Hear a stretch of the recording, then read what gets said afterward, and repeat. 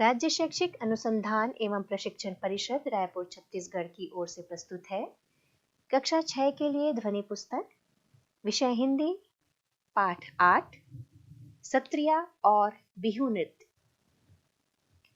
भारत एक विशाल देश है।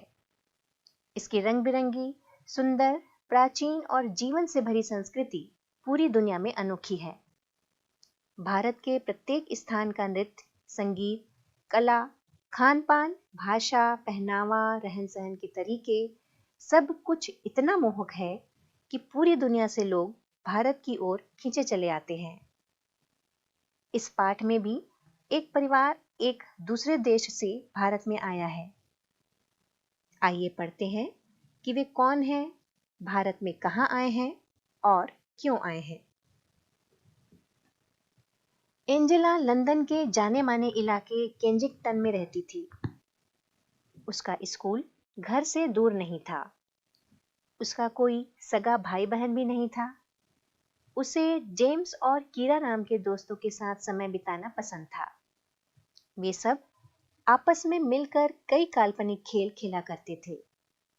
उन्हें ऐसी कहानियों का पात्र बनने में मजा आता था जिनमें दूर दराज की दुनिया का जिक्र हो। एंजेला को हर उस कहानी से प्यार था जिसमें उसे ताजमहल, एफिल टावर या कोलोजियम की यात्रा पर जाना हो। उसे बिल्कुल अंदाजा नहीं था कि जल्दी ही यात्राओं की उसकी ये कहानियां सच साबित होने वाली हैं। एंजेला की मां एलिसेंड्रा एक डॉक्यूमेंट्री फिल्म निर्माता थी। उन्हें लंदन की ब्रिटिश अकादमी से असम की नृत्य परंपरा पर एक डॉक्यूमेंट्री बनाने के लिए वित्तीय मदद दी गई थी। पेचीदा बात यह थी कि उनके पास इस काम को पूरा करने के लिए सिर्फ 1 महीने का वक्त था। उन्होंने एंजेला के स्कूल से उसकी बसंत की छुट्टियों को 1 हफ्ते और बढ़ाने की अनुमति ले ली, जिससे एंजेला और उसके पिता ब्रायन भी उनके साथ जा सके।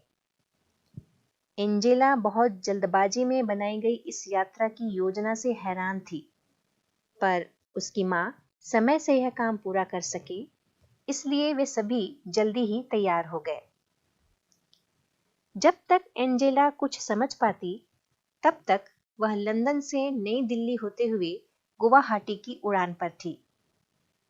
यात्रा के दौरान मां ने एंजेला को असम की खूबसूरती के बारे में कुछ बातें बताईं।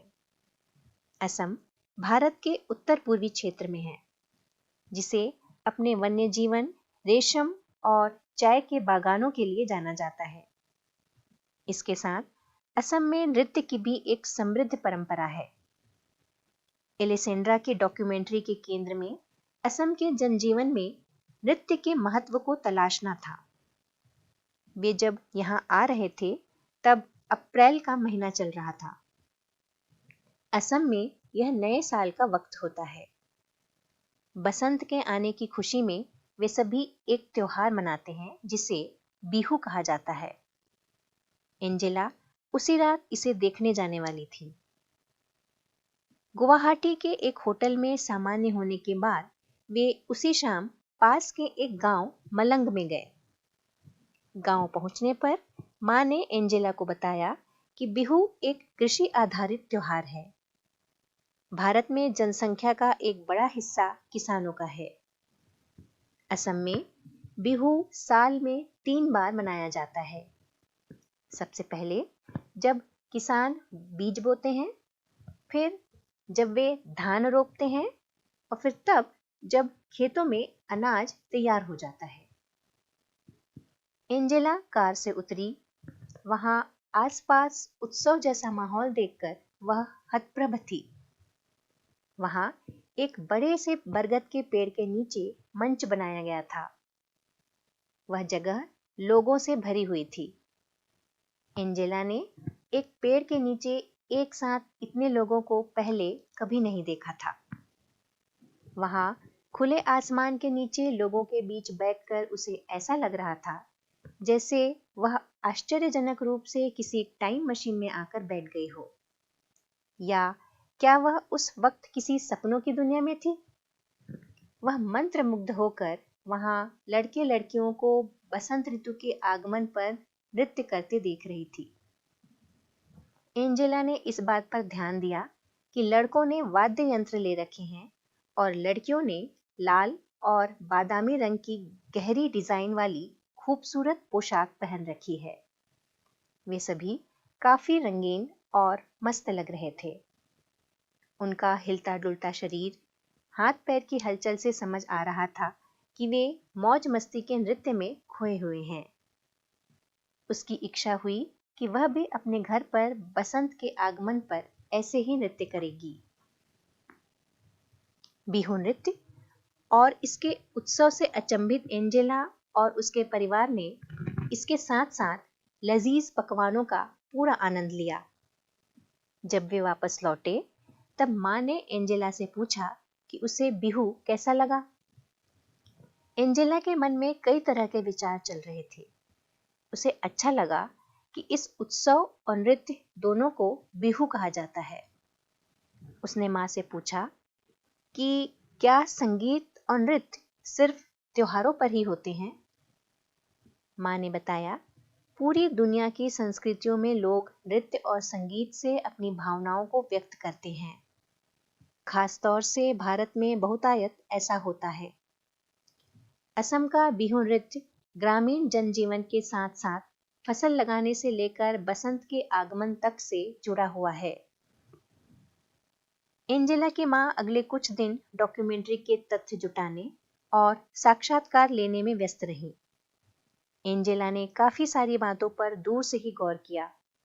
उसने महसूस किया कि लंदन के जीवन से यहाँ सब कुछ कितना अलग था। उसे अपनी माँ पर गर्व हुआ।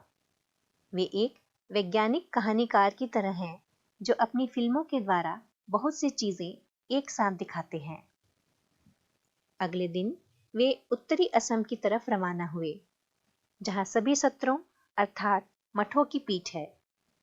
वे सभी एक सत्र के पास रहने के लिए जाने वाले थे और सत्रिया नृत्य का फिल्मांकन करने वाले थे। जब वे दक्षिणापथ सत्र पहुंचे तब वहां उनकी मुलाकात रीना सेन से हुई, जो असम की एक जानी मानी लेखिका हैं।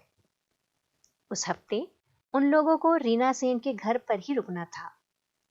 रीना आंटी की एक बिटिया थी, अनु। अनु और एंजेला ने तुरंत एक दूसरे की तरफ देखा। उन दोनों की ही उम्र 10 साल थी। दोनों ने अंग्रेजी में बातचीत शुरू की। अनु ने एंजेला को कुछ असमिया शब्द भी सिखाए। एंजेला को अनु के खिलौने बहुत अच्छे लगे, जो थोड़े अलग तरह के थे। गुड़िया, लकड़ी के खिलौने और नारियल की जटा से बने घर। कितने अनोखे खिलौने! उसने लंदन में ऐसे खिलौने कभी नहीं देखे थे। अनु का पसंदीदा खिलौना लकड़ी का बना तीर कमान था, जिसे लेकर उसे राम बनना बहुत अच्छा लग रहा था। एंजेला उसकी विरोधी बनी थी, शक्तिशाली रावण। वे एक साथ खेल रहे थे। उस कूद फांद और लड़ाई का कोई अंत नहीं था। एंजेला और अनु ने देखा कि एलेसेंड्रा ने वैष्णव मठ के सभागार में नृत्य कर रहे युवा साधुओं का फिल्मांकन किया। एंजेला आश्चर्य से सोच रही थी कि क्या सत्रिया नृत्य सिर्फ लड़कों और पुरुषों के लिए है। एंजेला और अनु सोच रहे थे कि काश वे भी इन युवा साधुओं की तरह गा सकते, नृत्य कर सकते और छद्म युद्ध लड़ सकते।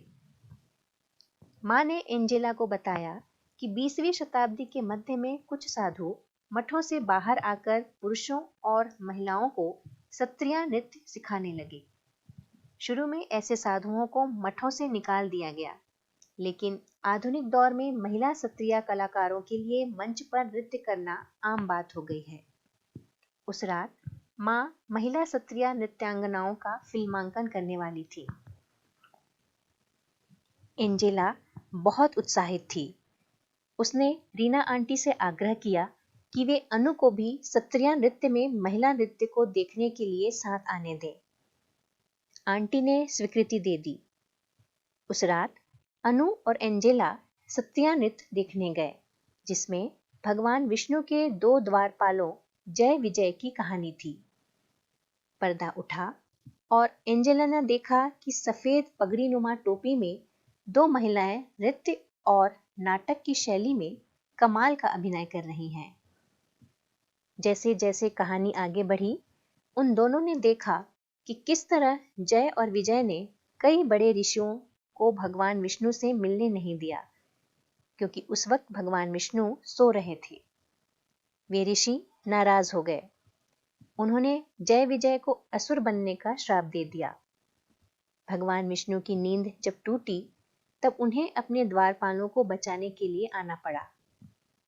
उन्होंने वचन दिया कि वे जय और विजय को मारकर उन्हें श्राप से बचा लेंगे। बाद में जय और विजय दोबारा भगवान विष्णु के द्वारपाल बने। एंजेला को यह कहानी नाटकीय और दिलचस्प लगी। क्षत्रिय महिला नृत्यांगनाओं ने जिस प्रकार की शक्ति, बल और आकर्षण प्रदर्शित किया, वह अद्भुत था। एंजेला को लगा कि उन महिला कलाकारों की प्रस्तुति क्षत्रिय नृत्य करने वाले पुरुष कलाकारों से भी बेहतर थी। इसके बाद के दिनों में अनु और एंजेला के ख्यालों में बस क्षत्रिय नृत्य ही घूम रहा था। उन दोनों ने स्वर्ग के द्वारपाल जय विजय की तरह हथियार और तलवार चलाते हुए नृत्य किया। एलिसेंड्रा बच्चों की इस उत्सुकता को समझ गईं और वे उन्हें क्षत्रिय कलाकारों के होने वाले साक्षात्कार में साथ लेकर गईं। एंजेला और अनु बहुत खुश थीं। उन नृत्यांगनाओं के नाम प्रिया और रीता थे। वे लड़कियों को क्षत्रिय और बिहू की कुछ खूबसूरत मुद्राएं और बारीकियां सिखा रही थी। एंजेला अत्यधिक प्रसन्न थी। वापस लौटने के बाद भी वह चलने, खाना खाने और यहाँ तक कि खेलने के दौरान भी नृत्य करती रही। वापस लंदन जाने के बाद वह उन सभी रिकॉर्डिंग्स को देखती रही जो उसकी माँ ने रिकॉर्ड की थी। पूरे उत्साह के साथ वह असम की समृद्ध नृत्य परंपरा को याद करती रही। रंग बिरंगा क्षत्रिय और आनंदित करने वाला बिहू। माँ उसकी गहरी रुचि को समझ गई और उन्होंने पापा के साथ मिलकर एंजेला के लिए असमी नृत्य पर एक शानदार योजना तैयार की। एंजेला ने लंदन में अपनी कक्षा में स्वयं किए गए नृत्यों की वीडियो रिकॉर्डिंग के साथ उसका प्रदर्शन किया। उसके सहपाठियों और शिक्षकों को यह बहुत पसंद आया। एंजेला इस बात से बहुत रोमांचित थी कि वह असम के खूबसूरत नृत्यों की झलक उन सभी को दिखा पाई। उसे बहुत अच्छा लग रहा था। माँ को भी हर बार ऐसे ही अच्छा लगता होगा जब वे कोई फिल्म बनाती होंगी। अब एंजेला के पास अपने लिए असम के नृत्यों, बिहू और क्षत्रिय के साथ अपना खुद का मनोरंजन था। लेखिका जया मेहता, अनुवादक शिवेंद्र कुमार सिंह। आइए अब लेखिका का परिचय जानते हैं। जया मेहता एक नृत्यांगना है, लेखिका हैं, शिक्षिका हैं और आप जैसे बच्चों की मित्र भी हैं। इसलिए तो वे इतनी सरलता से आपके लिए भारतीय नृत्यों की सुंदरता और बारीकियों को शब्दों में पिरो लेती हैं। इनका जन्म 1977 में हुआ। यह पाठ उनकी भारतीय नृत्यों से जुड़ी एक पुस्तक नृत्य कथा से लिया गया है, जिसका हिंदी अनुवाद शिवेंद्र कुमार सिंह ने और चित्रांगन सुरुबा नतालिया ने किया है। जया मेहता स्वयं भी ओडिसी नृत्य में पारंगत हैं और कई वर्षों से देश विदेश में नृत्य प्रस्तुतियां दे रही हैं।